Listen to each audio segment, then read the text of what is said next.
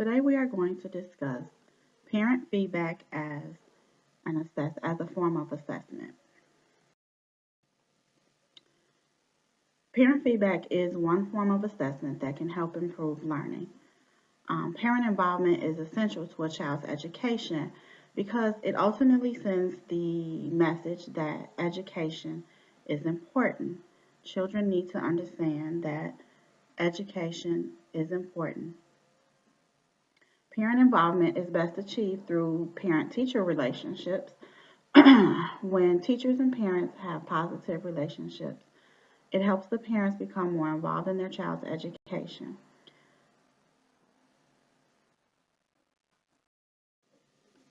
Parental involvement has several benefits. Higher grades and test scores, retention and failure rates are lower. This basically means that children are not held back, they are promoted to the next grade. They are less likely to drop out of school and fail on their tests and assignments. Another benefit is that children attend school more regularly. They are hardly ever absent. They come to school pretty much every day. Another benefit is that children also tend to have better social skills when their parents are involved. Behavior issues also tend to decrease when parents are involved. When children know that their parents are more likely to that the teacher is more likely to contact their parent, they are less likely to be a behavioral distraction in the classroom. And lastly, children um, adapt better at school when parents are involved.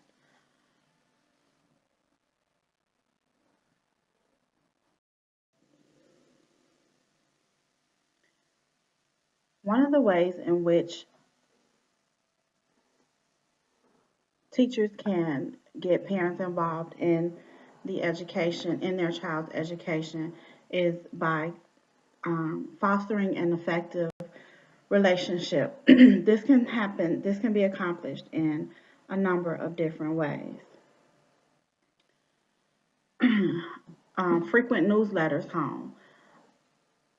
This can, start at the beginning of the school year with the newsletter. Introducing the teacher can use a newsletter to introduce his or herself at the beginning of the school year, and then possibly send frequent newsletters home frequently throughout the school year just to keep parents abreast of what's going on in the classroom. Phone calls home is another way to foster effective communication with parents. These phone calls do not have to just be negative phone calls. In fact, positive phone calls tend to have a greater impact on the parent-teacher relationship. Parents don't always want to just get phone calls when their child is misbehaving or is not doing or is missing assignments or um, things of that nature. Parent-teacher conferences is another way to foster good communication with parents. Electronic communications such as emails or other mobile apps such as Class Dojo or Remind. There's lots of apps, Power School.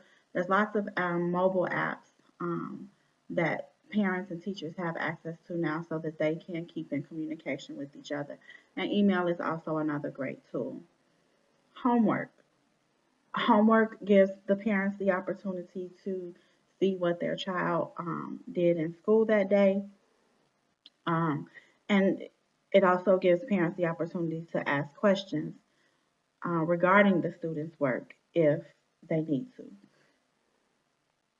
If the school or the teacher offered opportunities for parents to volunteer, that's another way to foster good relationships with parents.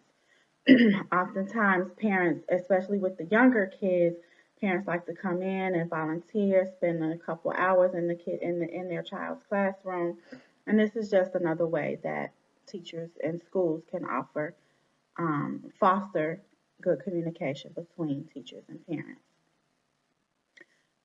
Sending good notes home also helps. It helps the parent to know what their child did in school that day, um, and what they did well. And assignment books are another way. This is another way that also lets the parents know what their kid is doing, what their child has done in school that day, and what is expected of them for homework.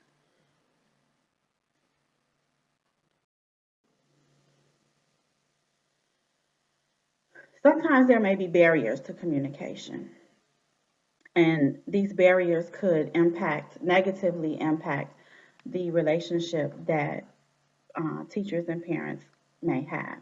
One barrier is language. Oftentimes, many families speak Spanish or other languages, and if the teacher does not speak that language that the parent speaks, that could be, an issue to a barrier to communication. Socioeconomic status, oftentimes, when families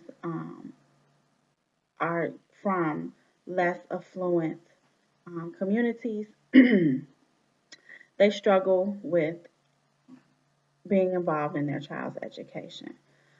A parent's negative school experiences can also impact the parent-teacher relationship.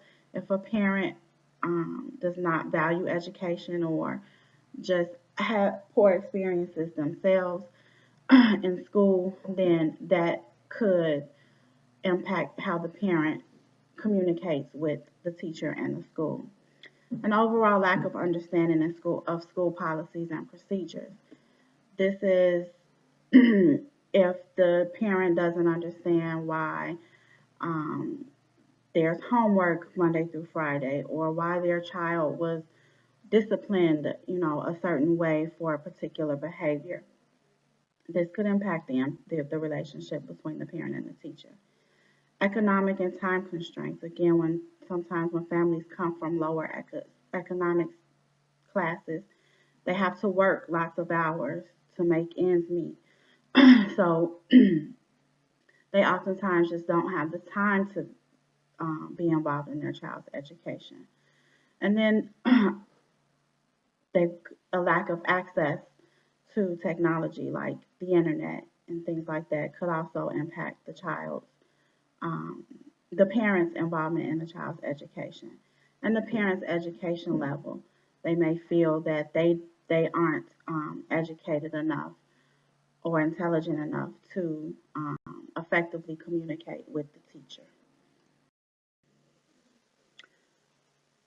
To overcome some of these barriers, school administrators and teachers can offer translators when there is a language barrier.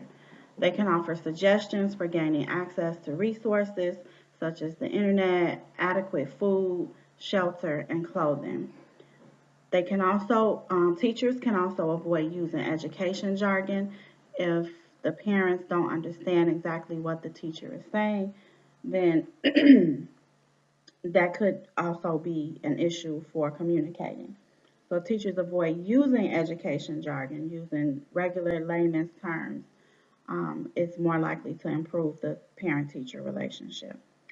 And then lastly, professional development.